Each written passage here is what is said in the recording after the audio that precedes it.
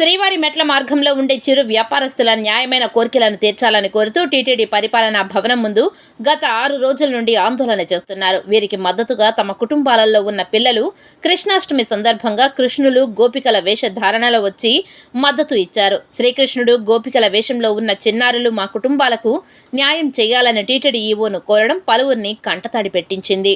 TTD ఏడీ building ముందర వివిధ రూపాల్లో ఆందోళన కొనసాగిస్తూ ఉన్నాం. కనీసమైనటువంటి బాధ్యత లేకుండా ఈరోజు వాళ్ళ చర్చలకు పిలిచి సమస్య పరిష్కారం చేయకపోగా ఈరోజు తాస్కారం చేస్తున్నటువంటి పరిస్థితిని చూస్తూ ఉన్నాం. ఇది సరైనటువంటి పద్ధతి కాదు.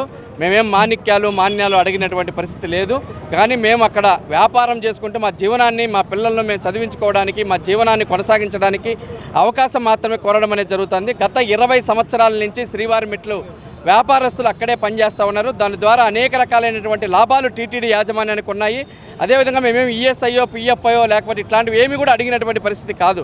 మేము అక్కడ వ్యాపారం చేసుకుంటాం, ఆ వ్యాపారానికి అవకాశం ఇవ్వండి అని చెప్పి అడుగుతూ ఉన్నాం. 20 రోజులుగా ఆందోళన అనేక రూపాల్లో చేయడం అనేది జరిగింది.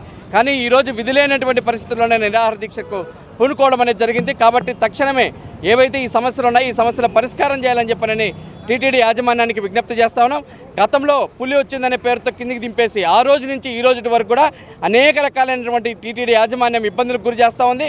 కానీ తట్టుకొని ఏదో ఒక పద్ధతిలో ఈరోజు ఉద్యమాన్ని కొనసాగించడం అనేది కూడా నిర్వహిస్తూ ఉన్నాం. ఇప్పటికీ అనేక రకాలైనటువంటి రూపాల్లో లెటర్లన్నీ కూడా ఉన్నాయి. డిఎఫ్ఓ గారు ఇచ్చిన లెటర్లు, సిఎస్ఓ ఇచ్చినటువంటి లెటర్లు, అదేవిధంగా టీటీడీ బోర్డులో పెట్టినటువంటి లెటర్లు, ఇట్లాంటివి అనేకమైనటువంటి లెటర్లన్నీ ఉన్నాయి. ఆ లెటర్లన్నీ కూడా తీసుకొని ఆ లెటర్ల ద్వారా మా సమస్య పరిష్కారం చేయమని చెప్పని గతంలో ఈవో గారికి విజ్ఞప్తి చేశాం. కానీ అవి ఏమాత్రం కూడా ఈరోజు పట్టించుకున్నటువంటి దాఖలాలు కనిపించట్లేదు. కాబట్టి తక్షణమే ఈ సమస్యను పరిష్కారం చేయాలా, లేకపోతే రేపు నుంచి ఇంకా ఆందోళన కార్యక్రమాలు ఉధృతం చేస్తాం. అవసరం అనుకుంటే ఆమరణ దీక్ష కూడా పూనుకుంటామని చెప్పని టీటీడీ యాజమాన్యానికి హెచ్చరిస్తాను.